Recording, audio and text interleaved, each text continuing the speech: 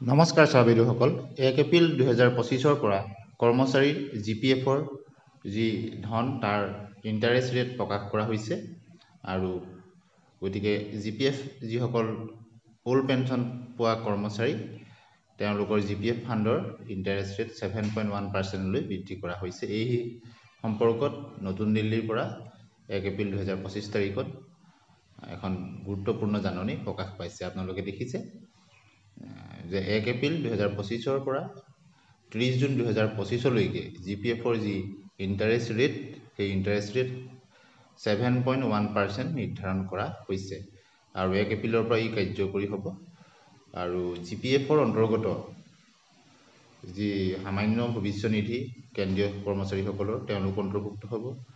ঠিক একেদৰে ৰাজ্য ৰেলৱে ভৱিষ্য নিধি এনেদৰে 10 প্ৰকাৰ ভৱিষ্য নিধিৰ কথা ইয়াত উল্লেখ কৰিছে, আপোনালোকে দেখিছে আৰু এই সকলোৰে ক্ষেত্ৰত 1 এপ্ৰিল 2025 পৰা 30 জুন 2025 লৈকে জিপিএফৰ প্ৰভিডেণ্ট ফাণ্ডৰ 7.1% ইণ্টাৰেষ্ট ৰেট কৰা হৈছে। গতিকে জিপিএফ হোল্ডাৰসকলৰ কাৰণে এটা গুৰুত্বপূৰ্ণ জাননী। গতিকে আজি ভাল খবৰটি আপোনালোকলৈ শ্বেয়াৰ কৰিলোঁ। এনেধৰণৰ খবৰৰ কাৰণে চেনেলটি ছাবস্ক্ৰাইব কৰি দিব। ধন্যবাদ।